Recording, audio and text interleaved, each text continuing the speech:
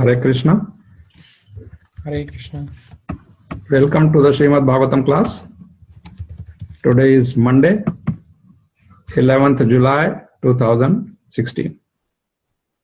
So we'll start with our prayers.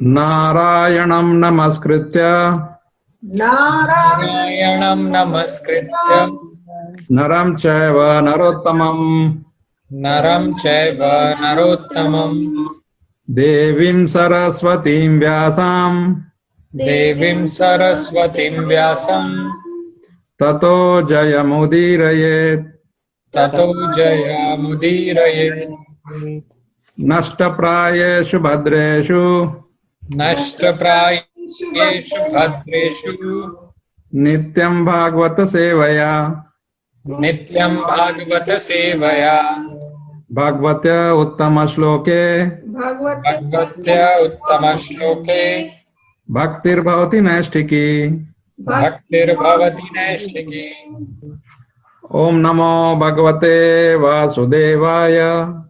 Om namo bhagavate vasudevaya.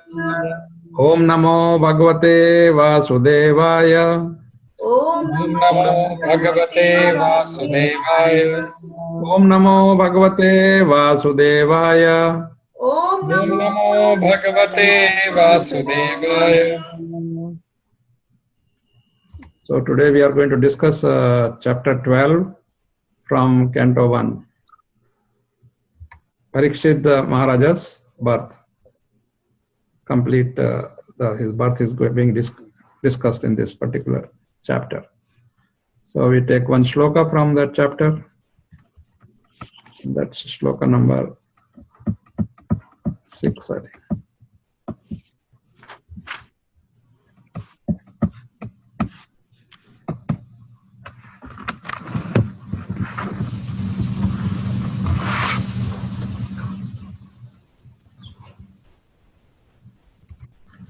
Kim te kama surasparha Kim te kama surasparha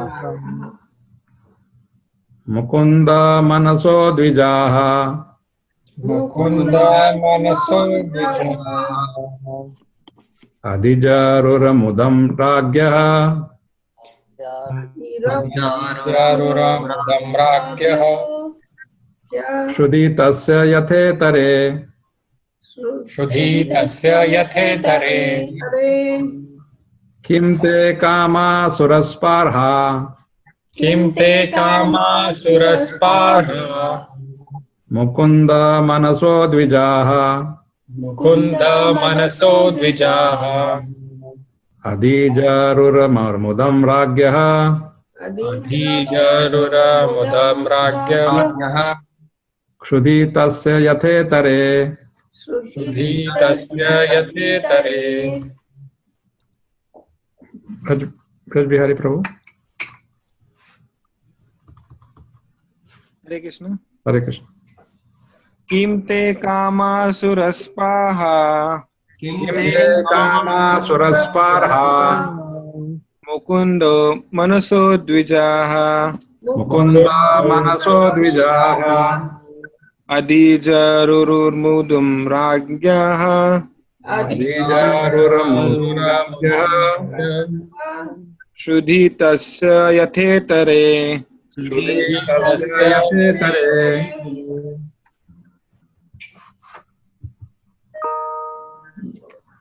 Kim what for? What for? Te Take all those. all those Kama objects of sense enjoyment. objects of sense enjoyment. Sura Sura of the denizens of heaven. of the denizens of heaven. Sparha aspirations. aspirations Mukunda manasaha Mukunda Manasa, of one who is already God conscious. One who already got conscious. Dvijaha, Vijaha, Jaha, Brahmanas, O Brahmanas. Adijaru Adhijaru, Jaru, could satisfy. could satisfy. Mudam, the pleasure. Ragyaha, Ragya of the king. Of the the king. king, Shruti tasya, Shruti Tasya, of the hungry. of the the hungry, Yatha, yatha, Yatha, as it is. as it is. Itare, Tare, in other things. in other and things. Translation. For Brahmanas, the opulence of the king was so enchanting that the denizens of heaven aspired for it. But because he was absorbed in the service of the Lord, nothing could satisfy him except the Lord's service. So please repeat. O Brahmanas, O Brahmanas, the opulence of the king the Opulence of the king was so enchanting was so enchanting enchanting that the denizens of heaven that that the denizens of heaven aspired for it. aspired, Because he was absorbed but because he was absorbed in the service of the Lord, in the in service the service of the Lord, nothing could satisfy him nothing could satisfied satisfy him except the Lord's service. except except the Lord's service. Thank you. So please mute your mics.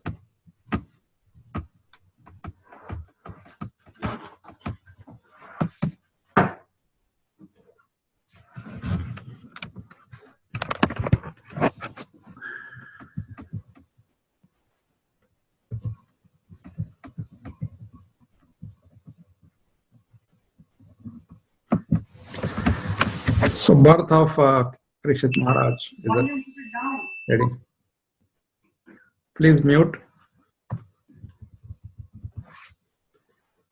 So Sutta Goswami was explaining how Krishna arrived at Dwarka. We saw that on last week, Thursday, when we read the chapter 11. So now this question answer is going on between the sages represented by Shaunaka Rishi and Sutta Goswami.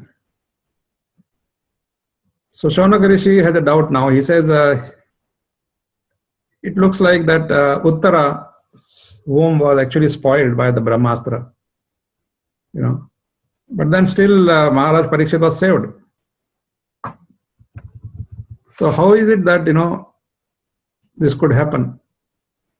Generally, Brahmastra, nobody can be saved, but how was he saved? And then somehow he was born, as we know, but we don't know the details. And then what did he do? And we are also want to know about his death, because we know that he got some curse from the Brahmana's son, and he died. And then we also want to know what did he achieve after his death. Generally, this question nobody will ask in the material world, right? Nobody will ask what did he achieve.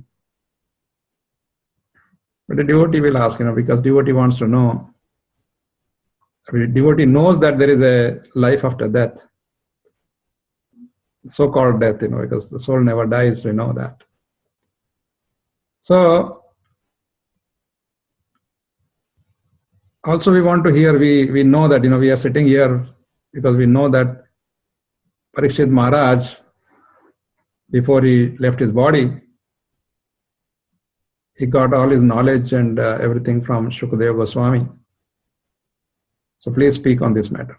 So see, this is how you ask the questions related to the subject. So Sutta Goswami now starts talking, and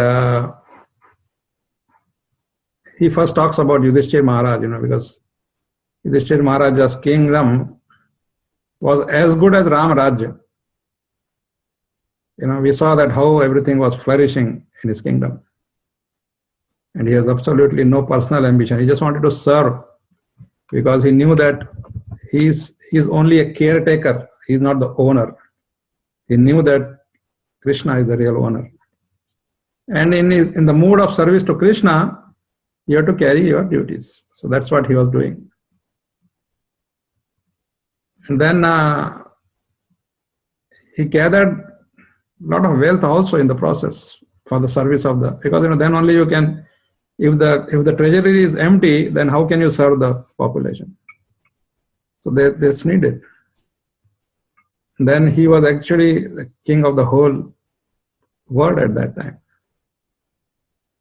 So this news went to the heavenly denizens, the suras, and they also, we saw that they aspire. They also aspire to come to this planet and then get liberated, get service of Krishna more than what they are doing. So they were attracted. They were attracted to Yudhishthir's kingdom because everything is going fine, nice. So Suta Goswami continues that when Parikshit was in the womb of his mother Uttara, and he was suffering from the burning heat of this Brahmastra, right? And as remember, I said that he got a darshan. He was very fortunate. As this was happening, he saw the Supreme Lord in the womb. And it says that his size was only a size of thumb. The Lord was, because of course, in the womb he can't enter in the full body form. So he just minimizes his body form, the size of a thumb. And then Maharaj Parikshit, he just has a glimpse of his, like Narada had a glimpse. So Parikshit also had a glimpse of the Lord. He saw, of course, everything, all his bodily effulgence and the dazzling dresses and helmets and everything. He saw his four-handed form, Lord Vishnu. And then he saw all the four, club, disc, lotus, and Shankara, Chakra, Gada, conch shell. All he saw four. And then, just as he was observing him, who is this personality? The child did not know at that time, who is the person. But of course, he could see that something is very special about this. And then as he was watching him, the Lord, of course, completed his job. We saw that, how Krishna saved Parikshit in the womb. And it said that the reason for the Lord to save him was two reasons. One was that he was a great devotee of the Lord. So Lord always comes to the rescue of the devotee. And secondly, he was the last hope for this dynasty to move forward, Last hope. Because if he also goes, then the whole Puru dynasty finished. And because this dynasty, there are so many nice devotees, so the Lord wanted this to continue. And then, of course, somebody has to get the Kali in, Dwapar Yuga was ending and Kali Yuga to start, and so some nimitta is required for that. So Parikshit Maharaj was chosen for that. So when after some time Parikshit Maharaj was born,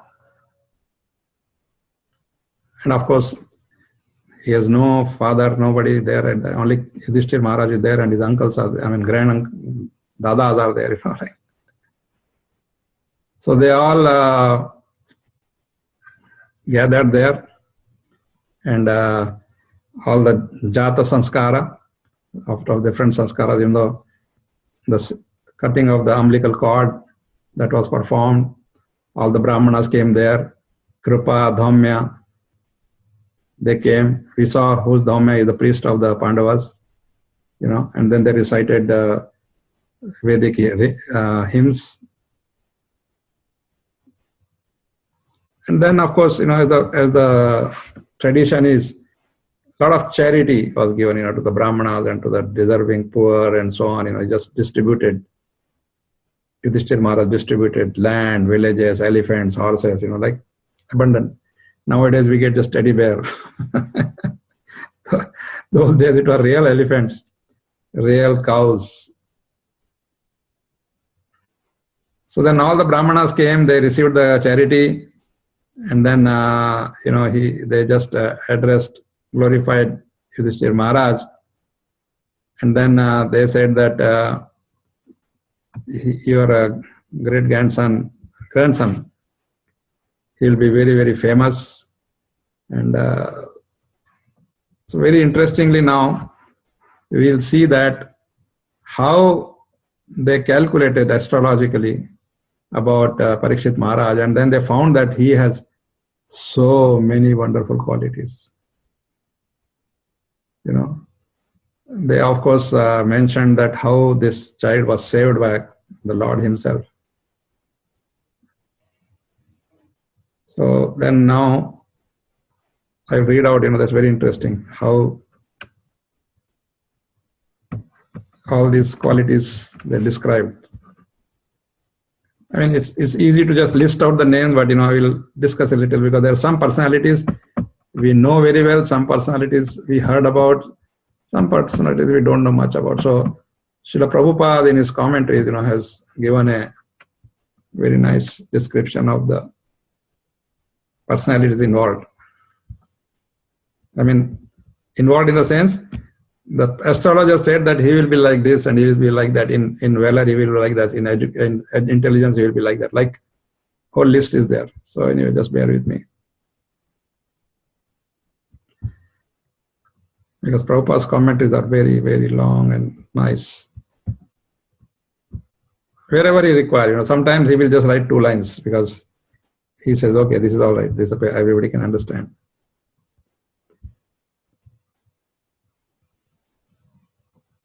Okay. So here goes.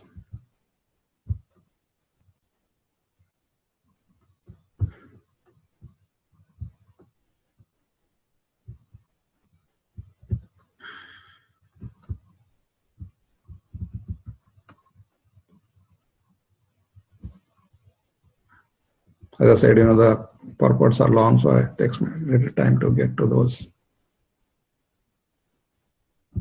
Yeah. First of all, they said this child will be known in the whole world as someone directly protected by the Lord. He'll become a first-class devotee. There's no doubt about that. And he will have all the good qualities. A devotee is supposed to have all the good qualities of the devatas that the scripture says. So sometime, when somebody asked Prabhupada, rather he suggested that a devotee should be a gentleman. And Prabhupada says that he is. Prabhupada says devotee means gentleman. Gentleman means he has all those, there are 26 qualities a devotee is supposed to have,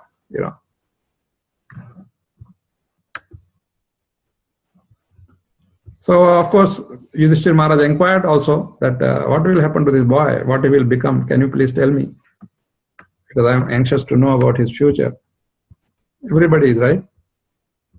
Yeah, so here it starts. So the Brahmana said,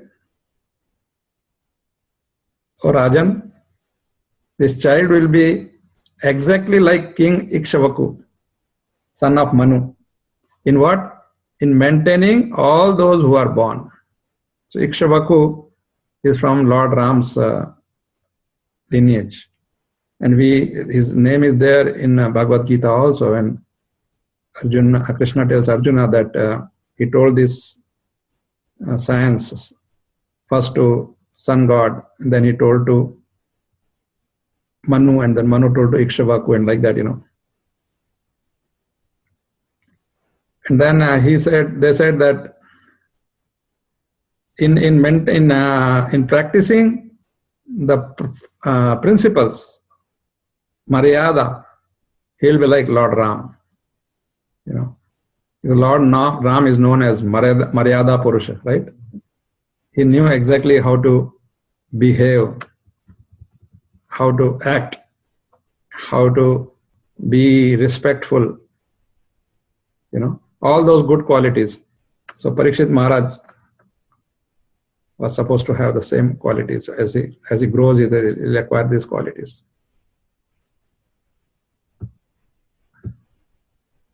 And then Manu, of course, we know, there are 7th Manu out of the 14 Manus. The 7th Manu called Vaivashvata Manu. He is the one, he's son of sun god, Vivaswan, as I said. So he's the present one. And then Lord Ram, we know.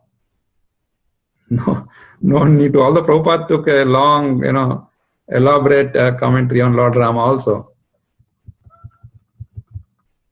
And then he said, as a munificent donor of charity, in charity he will be as good as King Shibi. King Shibi was from the Ushinara country. And he was famous that anybody comes to him, he will not only protect, he will give him whatever that a person's desire is. Somebody goes in his protection, somebody surrenders to him, he'll take complete care. So this was an eagle and a dove story of that the eagle was chasing the dove, and the dove, while flying, he fell in the lap of Maharaj Shibi. So the eagle said, it's my prey, it's my food. And King Shibi said, no, he has taken shelter, so I can't allow you to kill him. But he says, then you are doing injustice to me, because I am an eagle, I am supposed to eat only that, and he is my food. So the king tried to offer him different things, but he said, no, I want only that, because I caught him. He just fell from my grasp. So the king said, okay, you do one thing, whatever this equivalent of his weight, you take my flesh. That's the last thing I can offer. And then they bring the weighing scales, and then this pigeon is put in one side, and the king cuts his thigh and puts a small piece there. But every time the pigeon's weight is more. So finally the king offers himself. He goes and sits in the weighing scale and says, okay, here I am, take me. So this is like extreme limit, right? But then they said, the Brahmana said that Parikshit Maharaj will be like that. And then he says, he will expand the name and fame of this place, Bharata Varsha, like Bharata, the son of Dushyanta. Of course, then there is a other Bharat, son of Rishabha. And Prabhupada said, generally we talk of that Bharata, but now here it is, there even two acharyas, one says Dushyanta and other says Rishabha. But it's all right, we know this whole place, this Varsha is called as Bharata Varsha, which means the entire continents, they're all Bharata Varsha. When we take a Sankalpa, that time we say Jambu Dvipe, Bharata Varshe, Bharata Khande, like that, take a Sankalpa. So Bharata Varsha is, so King Bharat became very, very, very famous because of this. You want to have more details, you should read this purports of Professor Prabhupada. And then he says, as a bowman, he will be as good as Arjuna. Nobody needs more proof of that, right? And then he says, he will be very, very fiery, irresistible. Nobody can stand before him, like fire, like Agni. And unsurpassable. What is unsurpassable? Ocean. He says he will be like that.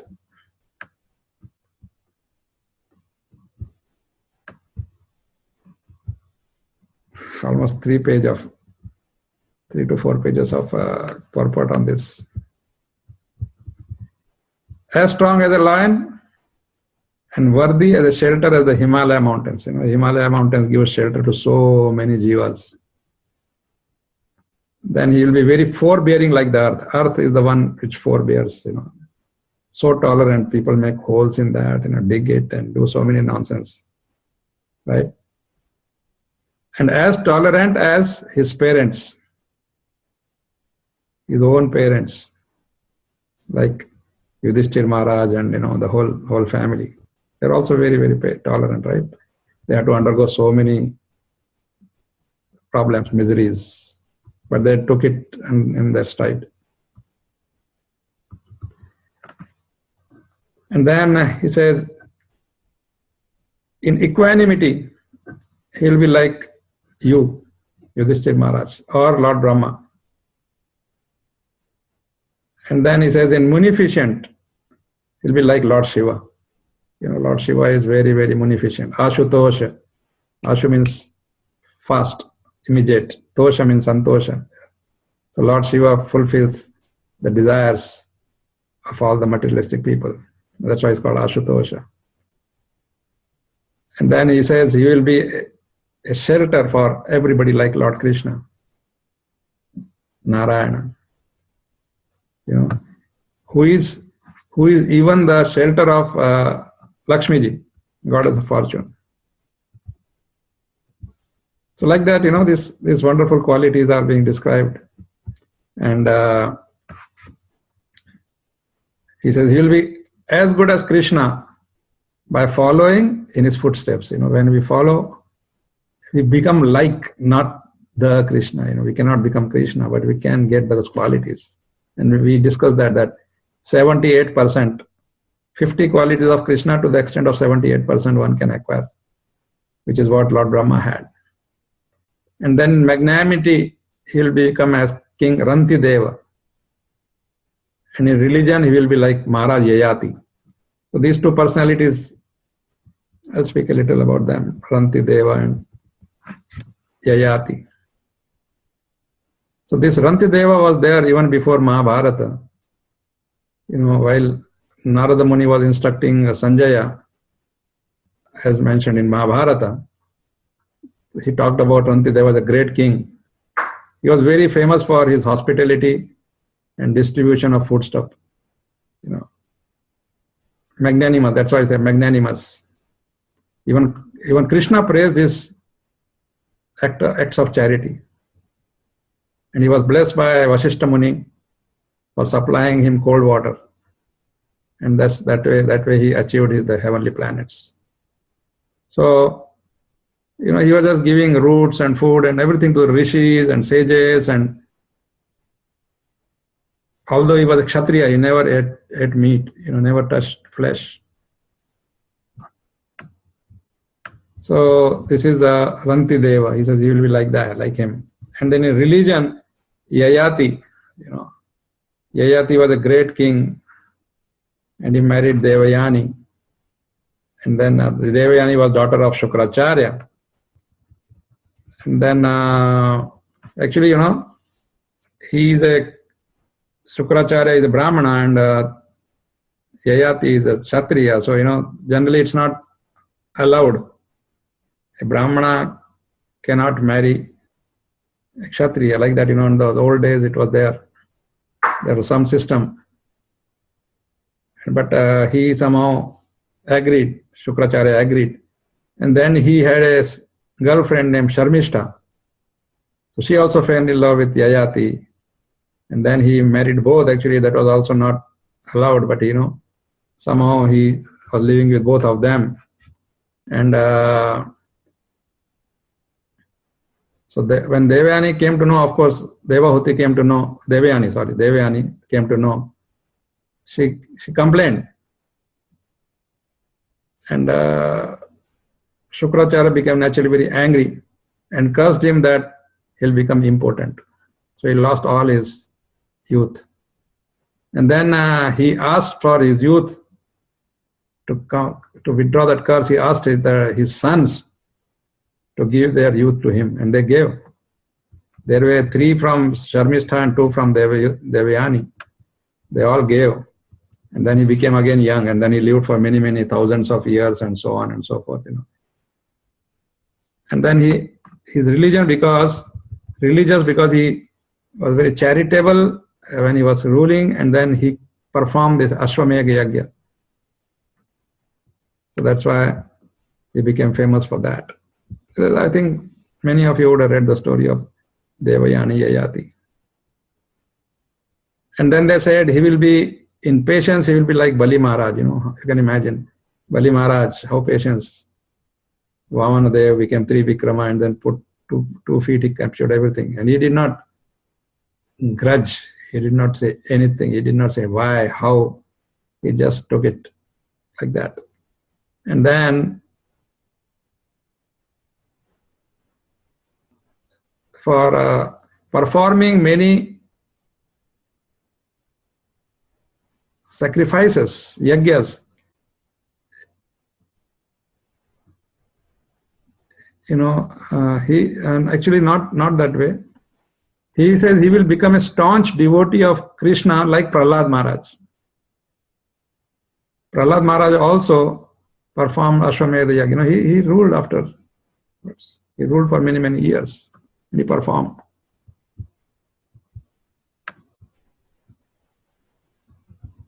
And then he said the child will be father of kings who will be like sages. That means his sons will be all Raja Rishis. For word peace and for sake of religion, he will be chastiser of what? Of all the thieves and gundas and all that. So we know how Kali Yuga came, because he was chastising the Kali Purush, was beating the cow, So he says he will take care of them. And that's why as long as he was there was no problem. But then Kali entered through different sources. We'll come to know that, when we go further in this.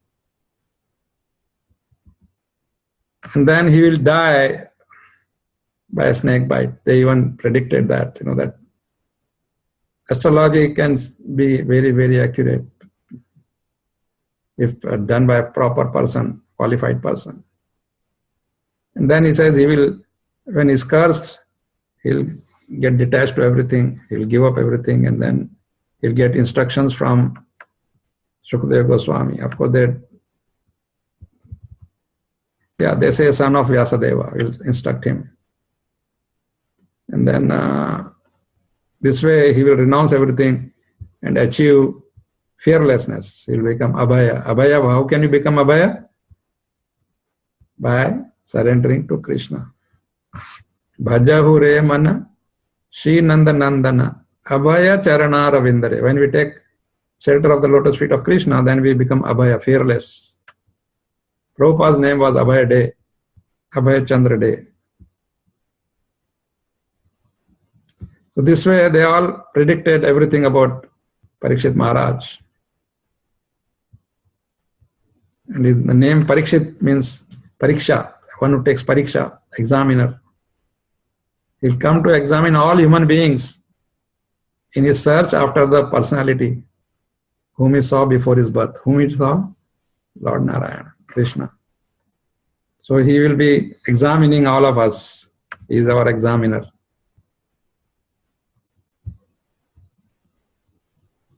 And then he grew, he grew up very fast. It says that the moon grows up to full within 15 days. So like that, he also, before anybody could understand what's going on, he grew up into a nice young boy.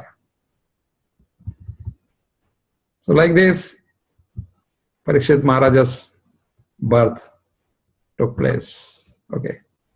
So I'll stop here. If you have any questions, comments, we can take it up. Thank you very much. Hare Krishna.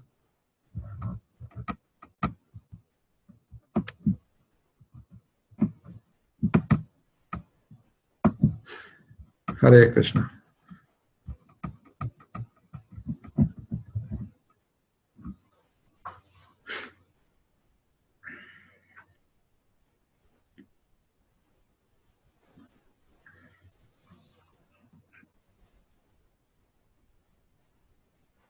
Anybody has any question, comment?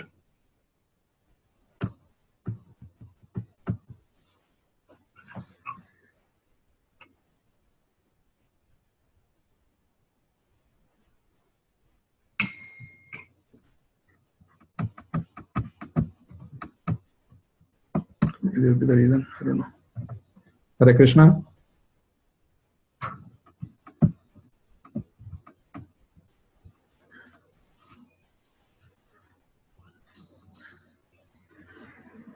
Revolve. Yeah.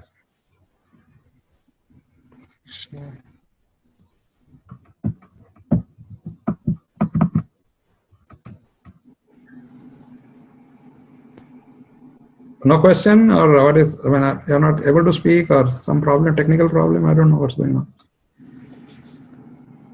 Hare Krishna, Prabhuji, Dhanvat Pranam. Hare Krishna. Yeah, sorry, I was on mute. Yeah, it was a very nice class, Prabhuji. Thank you. So you got a glimpse of Parikshit Maharaj. Yes, Prabhuji. How they wonderful. Their quality is very nice. Yeah, this is another favorite of mine. This. You should go in details. Try to do some Google and find out more about this personality. Then you will understand why he was chosen like that. Sure, Prabhuji. Yeah. Thank you.